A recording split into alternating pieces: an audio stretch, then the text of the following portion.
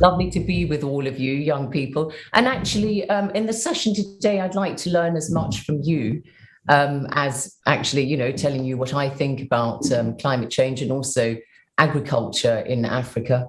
So really, I don't want to sit and preach to you. I'd very much like to know what the thinking is of young Africans about these kind of hot topics of the day, because it's a great opportunity for me to have this intergenerational discussion. Talking about, let's say, Africa's contribution, because you realize that Africa contributes like 2 to 3% to global carbon emission. Let's say countries like the United States contribute 15%, China contributes 28%. So, but why does Africa have to pay for this burden of climate change?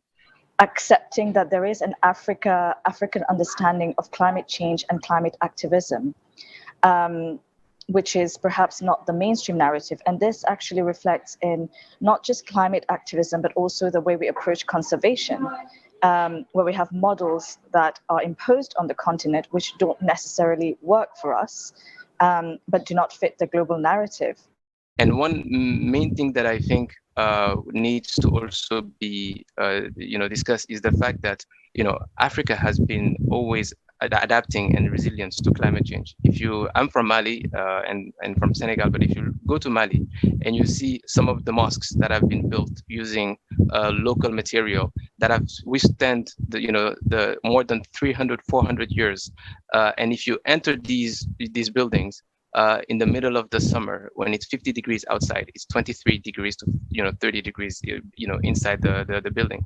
I think that, when it comes to talking about climate, we really do need to say that we need to have parallel conversations. The path ahead on getting, having an economy that's based on renewable sources or whatever is not the same conversation in Africa as it is in Europe or other parts of the global north. We don't make a holistic management because climate change is not just one or two sectors, it touches all the sectors.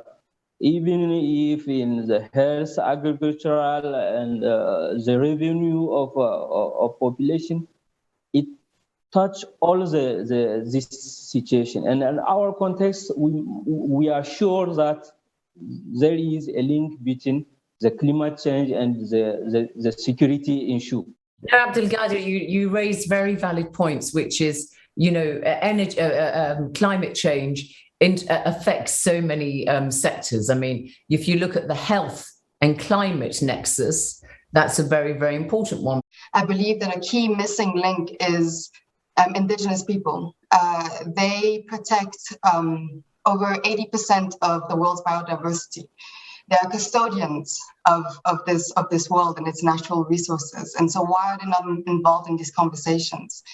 We should start looking at, yes, the global north caused this problem. Yes, the arithmetic of climate change is brutal to Africa. It's concerning. But what must we do to be saved is the question that we must all begin to ask now, individually as African countries and collectively.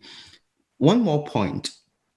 On the question of climate funding, I think very often when we talk about climate finance, we divorce climate finance from development finance.